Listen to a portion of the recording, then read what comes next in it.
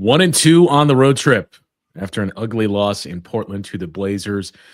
Almost deja vu all over again, but this one was much worse than last year in Portland. Camille and I recap a tough loss for the Bucks coming up after this on Locked On Bucks.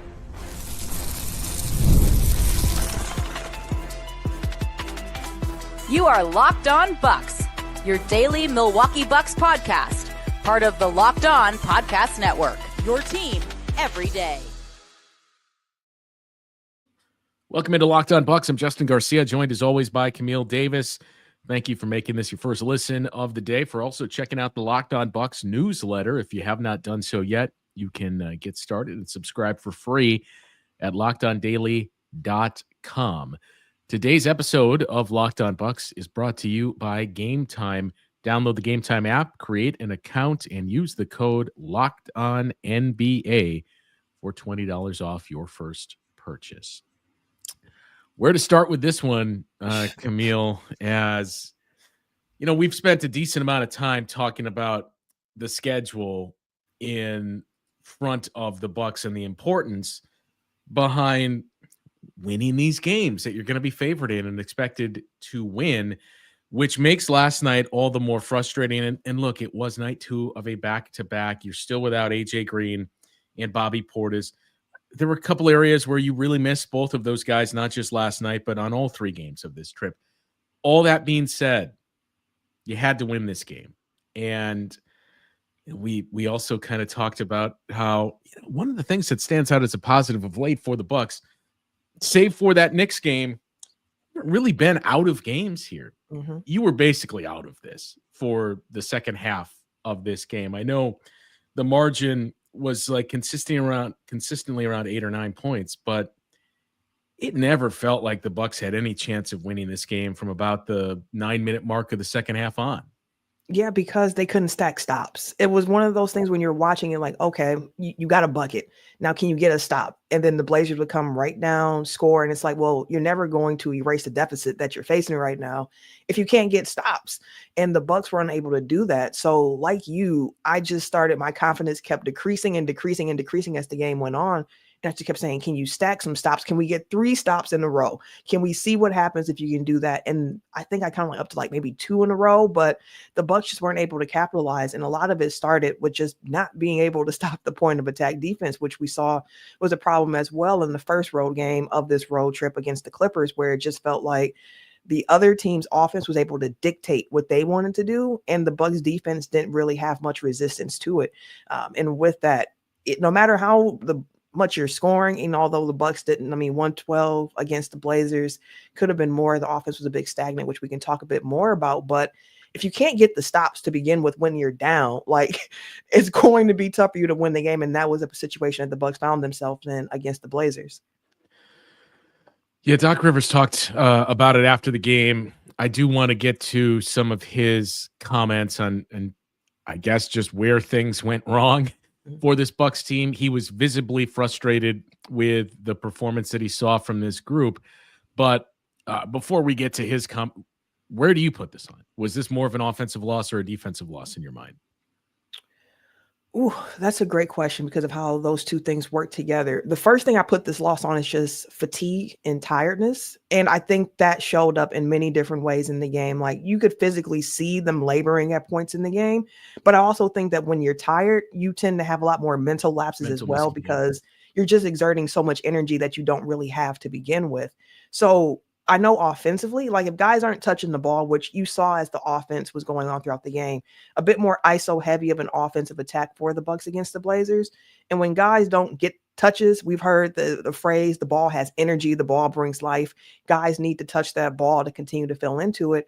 Sometimes it can take away from your defensive intensity and how much you're focused on that end because you're thinking about the other end. But really, for this Bucks team, they've been hanging their hats on the defense going forward. Like, hey, defense. They've been a top 10 defense throughout the season. We've been surprised at how consistent their defense has been. So I think if I had to pick defense or offense, I would go with that defensive side of things here, because they do have the one-on-one talent, the Bucks, with Giannis and with Dame, for to be able to survive some of that ISO ball at times. And Giannis was really keeping them connected with him being able to get to the rim over and over and over and dominate. But I think for this Bucks team, you get deflated when the defense isn't working as well. Like I heard Torian Prince after the game mention, like, I just keep thinking about all the guys I kept letting blow past me consistently over and over and over, and how they got them out of rhythm in itself. So I think both were a problem. But if I had to pick one or the other, I would go with that defense. Yeah, I was torn because as the game was unfolding, we were kind of talking about it on the game broadcast, and it just felt like it was a defensive loss for the Bucks. That, you know, as we mentioned it, you talked about it. We were talking about it during the game too. You can't go on a run if you're not getting stops, right? The only other way to go on a run is we're going to hit a three every single time down the court, and you can only get twos. But that's going to take a lot of time to erase a 15-point margin. So I was naturally inclined to say I just didn't think the defense was good last night. Doc Rivers agreed, but it seemed like when he addressed the media after the game, he mostly placed this on the offense and talked about, look, the two are connected. We've said this so many times this season that your offense has to set your defense up. I didn't think we did that. There's a ton of ISO ball. The ball stuck. We didn't make the next pass. The beautiful ball movement we saw in Utah was gone. And it just kind of hampered our defense, where we weren't putting ourselves in the best spot. The Blazers were getting out and running. The Blazers were attacking the offensive glass. I mean, that's what they do. We talked about it on yesterday's show, and it's kind of difficult to say, man, the Bucks did a terrible job because the Blazers got X amount of offensive rebounds. It is what Portland does, but you still have to minimize that somewhat. So Doc's response was basically, yeah, our defense sucked, but this was on the offense because they put them in this spot. And he's made this point a couple of times already this season. And I don't know that it's like this is the end of the world. It's certainly not a good thing to have to keep hearing this, but as Doc said, not only the connectivity between the offense and the defense, but also, you know, there's some nights where you can get away with playing bad basketball and you're going to beat the team, especially if it's a team that's inferior to you. Once in a while, you'll get away with it, but you cannot consistently do this. And just as the conversation we're about to get into about an individual player is the case, it just seems like these games still continue to pop up where you'll be going down the road of everything's working great. The offense looks like we imagined. The defense has been playing solid. And then here comes one of those road bumps, those speed bumps. And then you'll get 3 or 4 games away where, hey, back to it. All right, that thing was just a blip. Another one of those pops up. That's been the frustrating part with this group this season. Yes, the consistency aspect of it, like understanding that it's a very long season and these things happen from time to time over the course of an 82-game season. I'm not going to act obtuse to that fact. Like I understand in the January, I know that this particular segment of the schedule right before All-Star break can be really grinding on players where it just feels like the dog days of the season. You're just trying to get to that break, get a little time away, be able to refresh and get back to it. But again, this Bucks team, with how they've been playing, how they started the season, the thing coming into the season I wanted to see from them a lot more is just that consistency. Show us that you can consistently do the things that we feel a championship team should be able to do. And getting swept by the Blazers in a year where that's a team that doesn't have playoff aspirations. They are a young team trying to figure it out. And I think I should also credit to the Blazers and how they played in that game. Like they had the energy. I love how they saw Dame cooking in the first quarter, made some adjustments to try to get the ball out of his hand, make the game more difficult for him. And just the effort, they had great ball movement on offense. Like they were really hooping. Now they have won 5 of their last 6 games with this win over the Bucks. So they're having a good stretch right now. But this is still a game that I expected the Bucks to win, even though second I have it back-to-back. Like these are the type of games where I would expect for them to win. And if this was something just in a silo where you don't see it often, I probably wouldn't think as much of it because, it's just a one-off. You know, hey, it is what it is. But this is a Bucks team that we have seen lose to sub-500 teams throughout this year. So hoping to see more consistency from them going forward. But the conversation around exactly what's the problem with that one player that I know you hinted towards talking about next, and then how the offense flows, I think is a really important piece to kind of dive into. All right, so let's rip the Band-Aid off. Khris Middleton, scoreless. So his Again. strongest game of the season is the meat in a scoreless sandwich. No points against the Clippers, no points last night against the Portland Trail Blazers. So how did we get here? We'll open up that discussion and take a look at not just the line, but what Doc Rivers had to say about Khris Middleton after the game as well. We'll get into that conversation next on Locked On Bucks. This next segment of Locked On Bucks is brought to you by Game Time. Attending NFL playoff games is an unforgettable experience that brings fans together. I'm a season ticket holder for the Green Bay Packers. I know this as well as anyone. I remember the excitement and the energy of the first playoff game I attended at Lambeau Field, and continuing to do so all throughout my life. You look forward to continuing to make those memories again, even this season. Game Time has a new feature called Game Time Picks. Makes getting tickets for events even easier. It filters out the fluff to show you only incredible deals on great seats, so you don't have to waste time searching through thousands of tickets. Now, I recently used Game Time for a couple of events here. I talked about my experience going to Fiserv Forum to see the St. Louis Blues. I'm heading to Madison later on this week to see Tim Heidecker. I use Game Time to secure those seats as well. You can even use it for NFL playoff games and, of course, the big game that comes our way in just under 2 weeks. The super deal, especially impressive. They offer the best value for the event, whatever it is you're looking for. The app's features like seat views before you buy and all-in pricing with no fees at checkout make the experience smooth and reliable. Plus, the on-time ticket delivery and lowest price guarantee provide you with peace of mind. And look, it extends beyond sports. I mentioned I used it for a comedy event.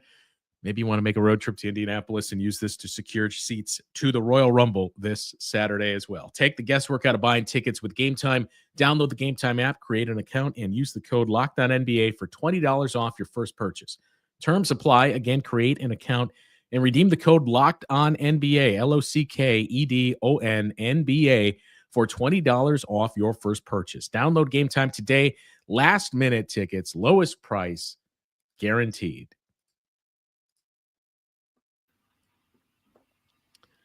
0 points for Khris Middleton last night, Camille. And the minutes were not high either. I believe it was, 16 minutes that he played. He only played 7 minutes in the first half. A big part of that was foul trouble, as he picked up 3 very, very quick fouls. But Doc said after the game, and I think I viewed this with the lens of being critical, and said, he was hammered with questions about Khris Middleton before the game, and you can tell overall fatigue level of Doc Rivers and having to answer these questions about Khris. I think even Eric Namath said, well, I'm going to ask about Khris, and Doc just, of course you are. But he's maintained, look, I don't think about this stuff that much, guys. I really don't. I'm not lying to you. It's not lip service. I said yesterday, we're not trying to view this that way. I'm not trying to downplay this either.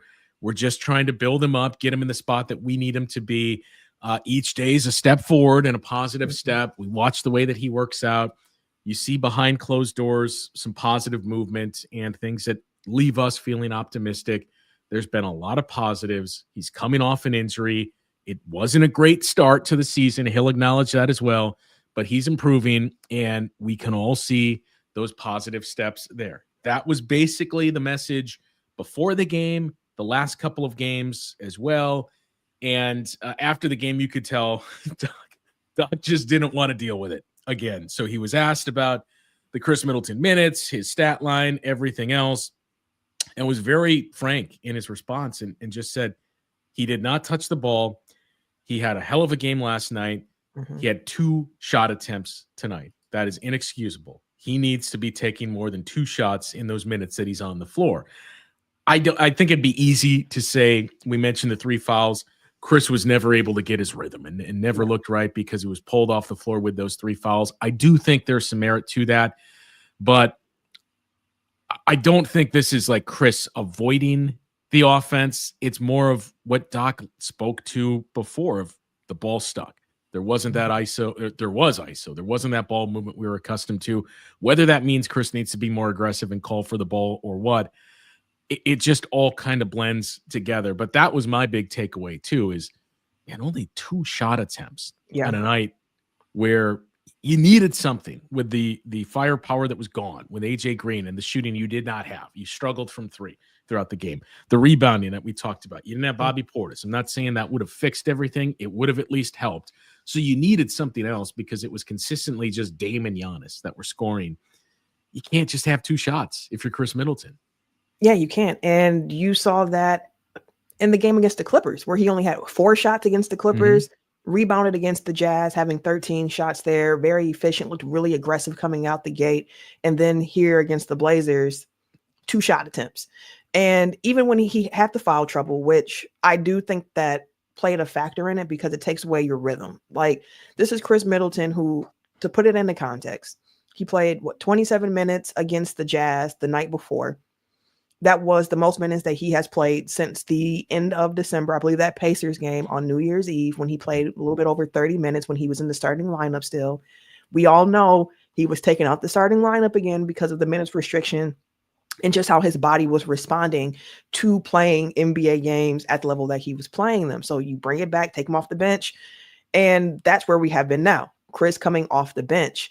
And for Khris Middleton, we've talked a lot about the offense with Dame and with Giannis, and those are the 2 focal points. And we have idealized, like, when this offense is working perfectly, you're able to utilize Khris Middleton as being that third guy when teams are focusing so much on Dame and Giannis and what they're doing. It's like, oh, now Khris is the guy who's left open, at the wing. He can get a nice bucket there. But I think one thing for Khris as well is that he just hasn't been able to have the ball in his hands as much as he is used to over the last few years. And it's an adjustment period for him as well. Like, this is the 4th lowest usage rate of his career. And the only 3 seasons lower than that was his first, second, and third year in the league when he wasn't really Khris Middleton, quote unquote, yet. So I think there's a lot of different factors working where, one, you have the injury that he's trying to overcome, trying to get back into shape with those ankles. 2, you have the different role that he's been playing in here, not getting the ball as much, with the offense being more heavily focused around Dame and Giannis and utilizing them to get him the ball.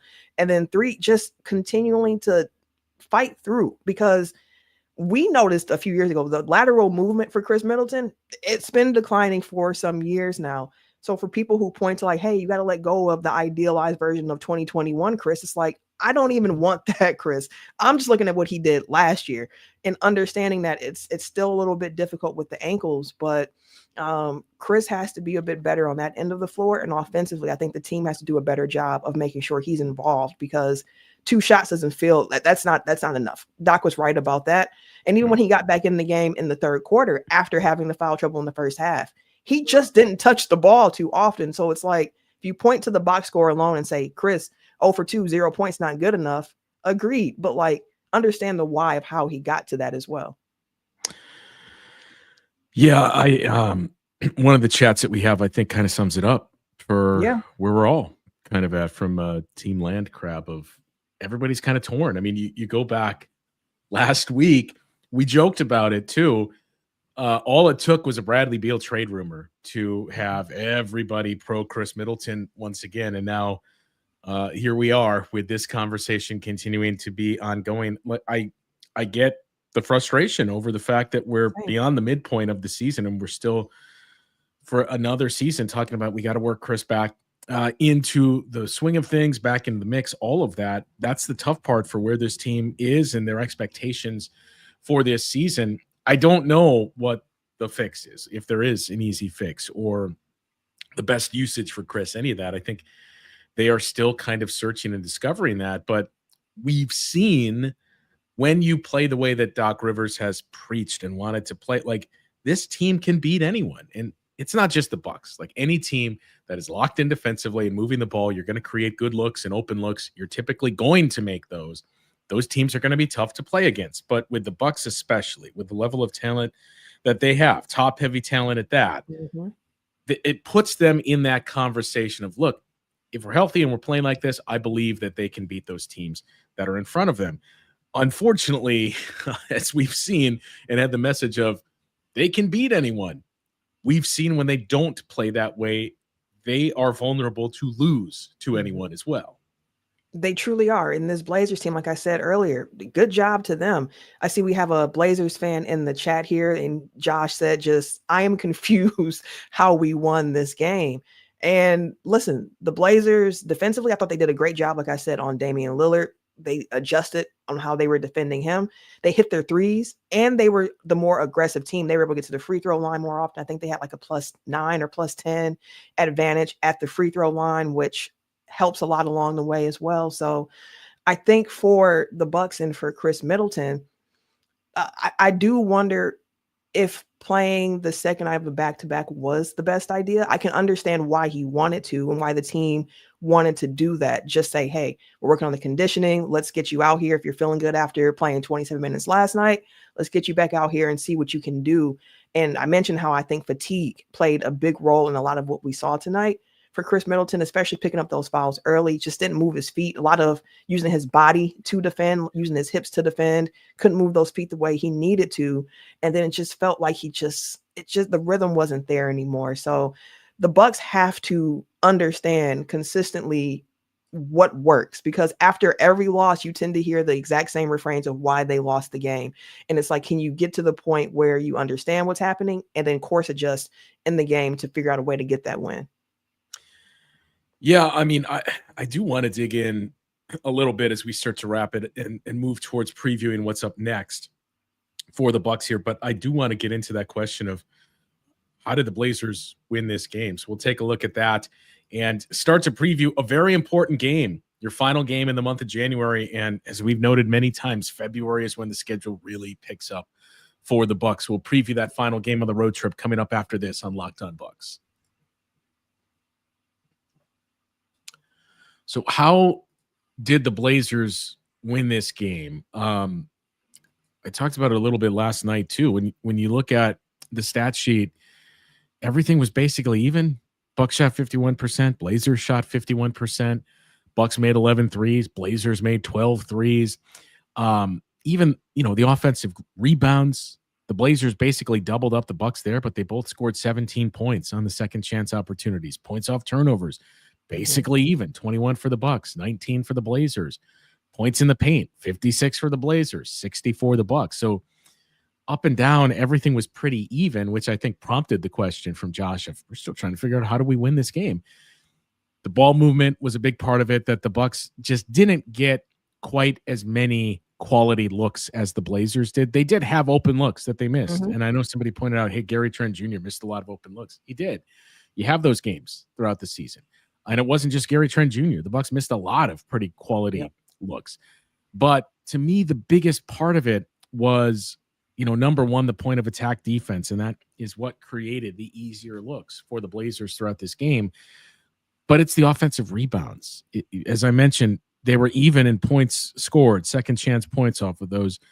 But the sheer volume of them to get 17 offensive rebounds, it stresses the defense because you're playing two defensive sets in one possession. And it just seemed like the Bucks were constantly doing that. And it just started to chip away at the defense. You mentioned the fatigue and everything else of going into night two of a back-to-back. It looked like it was more the mental fatigue than anything, as you brought up. But I think the way the Blazers won this game was they just put stress on the Bucks defense with getting those reload opportunities. And they made the most of them. And eventually that Bucks defense, whether it was tired legs or frustration, or as Doc Rivers said, the offense and defense are connected. If you're just standing around waiting for the ball, you're probably not going to be locked in defensively. All those things converged and allowed the Blazers to just pull away with ease in the second half. Yeah, a lot of times people try to point to just one thing about like, hey, this is the reason as to why you lost.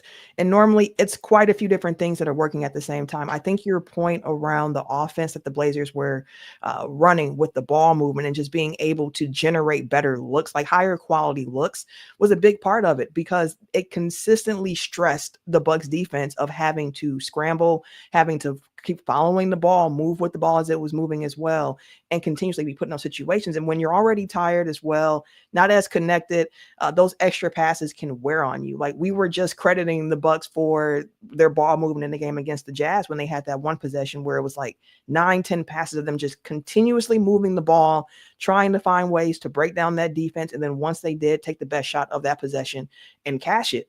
And I felt like the Blazers did that a lot.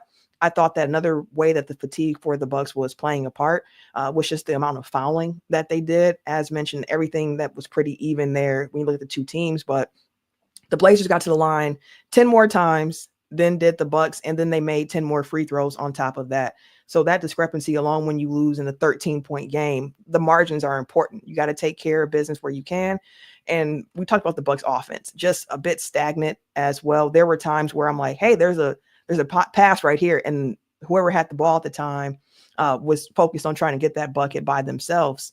So that's not a good formula for the team going forward. But again, when you have the top end talent, I think that's the plight of a superstar, where it's like finding that balance of, I need to put the team on my back and go and get a bucket, against, I need to make sure all my teammates are involved in getting the ball. Like, it's a very, very difficult balance, I think, and a delicate balance at that superstars, and on this team, that's Giannis and Dame, really have to try to navigate around. Yeah. And we had a few comments too of, the Bucks defense has never really been this good, and it kind of smoke and mirrors. I just don't agree with that. The way that they played in the half court, they've minimized the damage in transition. And, the biggest way to do that is to defensively rebound the basketball. They've been the fifth best team at doing that start to finish so far this season. So, like, we're not saying this is one of the top 3 defenses in the league, right, but it's much improved from where it was. And if your offense plays the way you envision, the way this defense has looked all season should be more than good enough for this group to get to where they need to be here. Somebody bringing up tip time as the issue for the Bucks last night, I suppose, and he would know as well as anyone. I would counter with, wasn't so much the late tip. It's usually the 1 p.m. or 2 p.m. tip. Shout out to our friend Kane Pittman in the comments here. But yeah, listen, it's the West Coast trip. You're going to have those later start times. I knew it was Kane for real when I saw the let's be honest at the end of that. I'm like, oh yeah, that's really Kane. This ain't no fake Kane account here. But it's disappointing nonetheless of what time it occurred, just the effort. But again, I think a lot of it was fatigue. So for me, the way I'm going to judge this road trip is really going to come down to how they end it on Friday. I think, like, if you can come out strong on Friday in this road trip 2-2, not the record I was hoping that the Bucks could walk away from. I was hoping for a 3-1 at the very least record on this 4-game road trip. But if you can respond in San Antonio, 2 days of rest before that game, I'll feel a lot better about just the whole context of this road trip than if they go to San Antonio and lose that game and come home 1-3.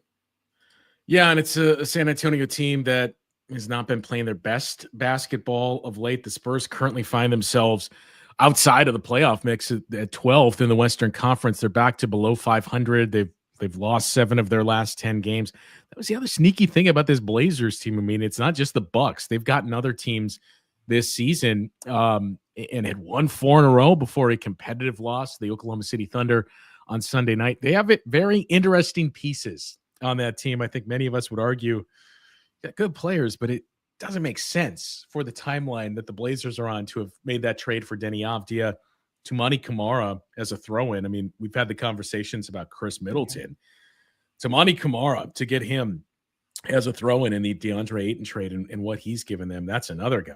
All right. Doesn't line up with our timeline, but a lot of competitive teams are going to want this guy that we can get some assets for him. So that is part of what the Bucks are up against as well with the Blazers. But yes, to your point, I mean, there's no ifs, ands, or buts about it. You have to win Friday night in San Antonio because just a couple of days ago, Camille, we talked about the timelines here and the anniversary of Doc Rivers taking over and how it almost lined up a year ago to the day. This Blazers game, almost a year ago on the calendar, that the Bucks played in Portland and lost in Damian Lillard's return game. So what you don't want is more of those. Yeah, this lines up with last year of Doc Rivers' first 5 games, a 5-game road trip, 1-4 road trip. Like, you can't have 1-3, especially when those teams, 3 of them are below 500. Like, you cannot sink to that level. So I hate to use the verbiage of must win, but it is a very significant game Friday night in San Antonio against the Spurs because of the struggles we mentioned. The Blazers, the Spurs are currently going through. Mm-hmm. It's not a great roster outside of Victor Wembanyama either, but more importantly, the schedule that's waiting for the Bucks. It's tough. Once you play that game on Friday night and you move into February, you have 36 games left. 32 of them are against teams that are currently in the playoff mix or expect to be. And for the longest time, I kept saying expect to be because that included teams like the Suns who are outside. Suns are now the 8th seed, but the Warriors, you have 2 games with them. They're currently 11th.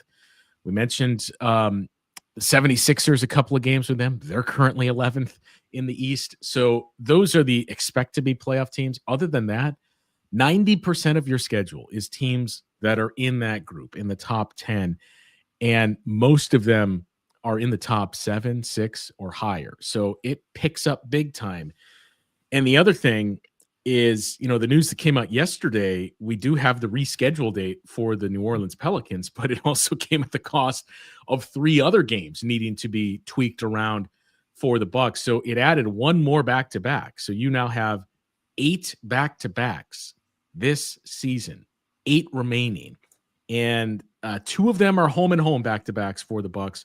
1 is a road and road. The rest are you're splitting time between home and road. And even looking through those back-to-backs, just about every single one of them are good teams. Like both games against the Oklahoma City Thunder, night 2 of a back-to-back on your matchups there. One of the back-to-backs is the Pacers at home, the Thunder at home. This first one, right out of the gates, the Grizzlies at home, then the Thunder on the road. Like, that's what you're dealing with, and that's what makes losing games like last night all the more frustrating for this group.